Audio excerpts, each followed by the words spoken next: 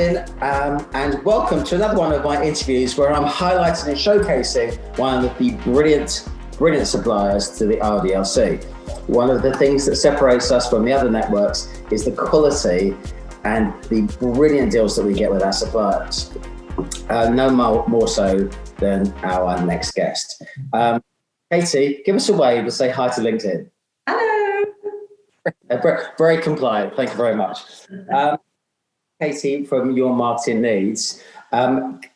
Yeah, we're doing really well. We're one of the good news stories, as many are, from sort of lockdown and coming out of this year, towards the end of this year. And now our focus is on kind of making sure that we've got the right team in place. We've expanded our offices, and to make sure that we're exceeding our clients' expectations and not just kind of hitting them. We always want to push ourselves further and deliver more for the people that we work with. So it must be maintaining that level of excellence. I will throw an anecdote in here, if I may. You guys at Citrus Global, and Leighton's brilliant, and he basically said, Katey's getting right on my pip at the moment. Literally, I thought working with a marketing company we'd take away a problem. She said, I've got this whole folder full of things that are ready to go into the marketplace, and she read them.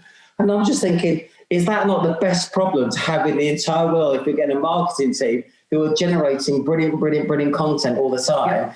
They can work on their sort of fun stuff and get the brand's sense of humour and personality out there, knowing that you're doing all the smart stuff behind the scenes. Exactly. So I work and how hard the team works, so I applaud you for that.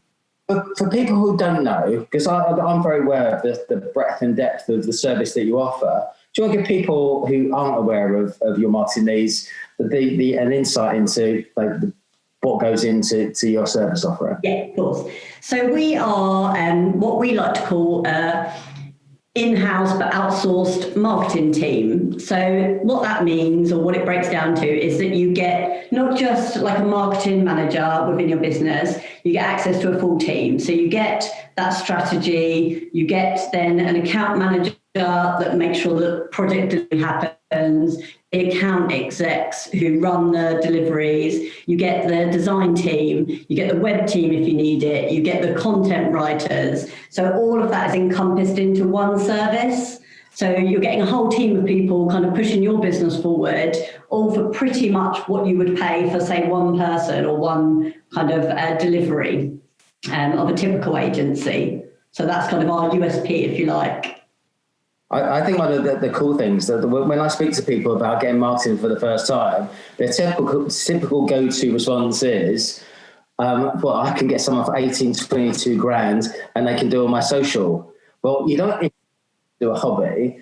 And actually, the most important thing to do is during that first 12 months for the recruitment CEO or for the MD or for the sales director to actually really understand the intricacies and the skills that go into becoming a great marketeer and marketing department.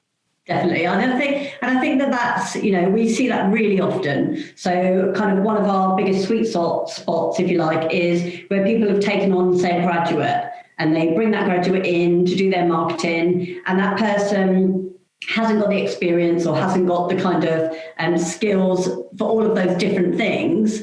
And so they'll also only ever be as good as you kind of brief them on or what you tell them to do. Whereas we come in from a different perspective, that we're bringing ideas to people and we're saying, this month we think that we should be focusing on this. This is what we need to be pushing to help you reach them goals. So yeah, it kind of flips it on its head a little bit and makes life easier for people. And ultimately that's, with recruiters, they're time poor because they want to focus on getting the sale. So this is where we kind of add the value. They're also attention to detail poor, and they're also really shit at explaining themselves. What's new in the pipe at the moment?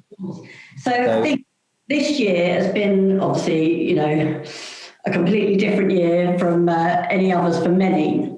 And I think what I've seen in terms of change within the industry has been like an understanding more about relationship building.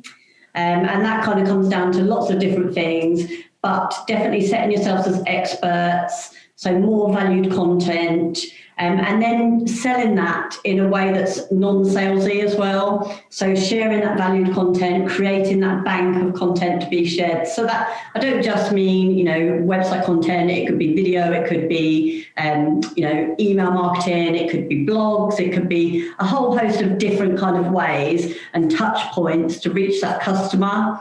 And I think understanding that relationship and building that in the long term is more prevalent now than kind of that quick sale. And especially now people are looking to move more into kind of consultancy rather than just, straightforward kind of filling seats recruitment. The other part that I do know that you've done brilliantly is moved into that direct marketing piece. So the email campaign stuff, which is... that's really smart. Yeah, and that again has been all built around this relationship building and this valued content, because you've got to have something to talk to these people about. People don't want to be just constantly sold to, so it's finding valuable content that they will find useful, and then using things like landing pages or offering them this content in exchange for their email, which you can then continually to market to them on an ongoing basis. And that's been a real sweet spot for this year for sure. You could send someone 15 sales messages and they will just ignore them. Whereas if you're sending them something that's of interest or value to them, that explains something that they, the questions, if it's answering the barriers, so it's kind of taking what the barriers would be for that customer or the problems that you solve for them, and then finding ways to communicate that or explain it or discuss it, or in a roundabout way, you're still bringing them back to the solution that you provide for them, but you're doing it in an indirect way. Can I ask you for any advice, any pearl of wisdom that you might have, so whilst people are doing their plans and strategy reviews and looking tactically and technically of what they're going to do in terms of marketing going forward, anything you could that people could use right now? Yeah, phone to ring me. Secondly, I think understanding your customer, so getting to know your customer, kind of mapping that out, who your customer is, think about like an avatar of them. That's a really good thing to do to kind of map out, are they predominantly male? What kind of age category are they? What kind of interests do they have? Think about that person that you're trying to sell to, because that makes everything so much easier, because then you're writing content or you're finding ways to engage that they will kind of respond to.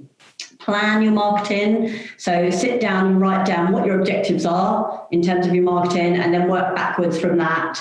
And so think about how you're going to reach that objective. What could you do each month, or what could you do each week to help you reach that? So if your goal was to set yourself as an expert, how often do you think you need to be pushing relevant content out? Be consistent that people will check you out online before they engage with your brand. So you've got to think about how that looks to that person when they're coming onto there.